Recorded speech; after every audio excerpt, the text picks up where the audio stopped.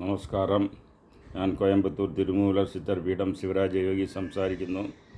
ഇപ്പോൾ അയ്യപ്പ സംഗമം സിന്ദാബാദ്, അയ്യപ്പ സംഗമം സിന്ദാബാദ്, അതായത് സിന്ദാബാദ് കൂടെ ഇതേമാതിരി ഇപ്പോൾ അയ്യപ്പ സംഗമം സിന്ദാബാദായി. കാരണം എന്ന് വെച്ചാൽ ഹിന്ദു യൂണിറ്റി വളർന്നുകൊണ്ടിരിക്കുകയാണ്.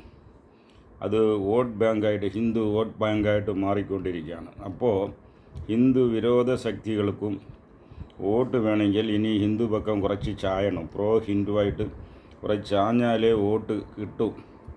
അപ്പോൾ ഇതിന് മുന്നുദാഹരണം തമിഴ്നാടാണ്.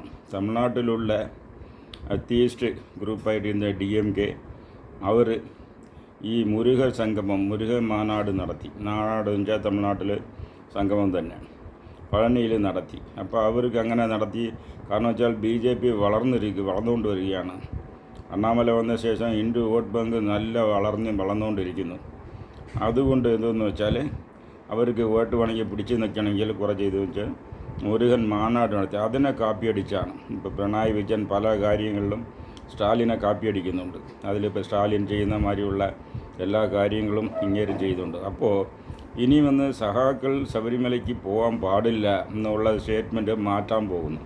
സഹാക്കൾ വന്ന് ഒളിച്ച് തലയിൽ തുണിയിട്ടുകൊണ്ട് ശബരിമലയ്ക്ക് പോകുന്ന സിറ്റുവേഷൻ മാറ്റണം. എന്നാലേ ഇത് പിടിച്ച് നിർത്താൻ പറ്റും, കക്ഷിയെ നിലനിർത്താൻ പറ്റും എന്നുള്ള സിറ്റുവേഷനെ എത്തി. ഇതൊരു സന്തോഷകരമായിട്ടുള്ള ഒരു ചെയ്തിയാണ്.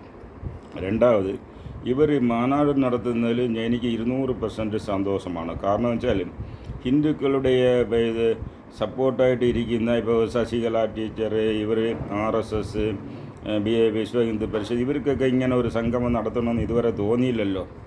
അപ്പോൾ ഇതാണ് മുൻ ഉദാഹരണം. ഇനിയെങ്കിലും ഇവർ ഈ ശബരിമലയിൽ കൂടുന്ന 5 കോടി ജനങ്ങളെ ഇത് കോർഡിനേറ്റ് ചെയ്യാനുള്ള ഇത് ആദ്യം ഇവർ കമ്മ്യൂണിസ്റ്റ് പാർട്ടി എടുക്കുന്ന ഇതൊക്കെ കണ്ട് ഇവർ പഠിക്കണം.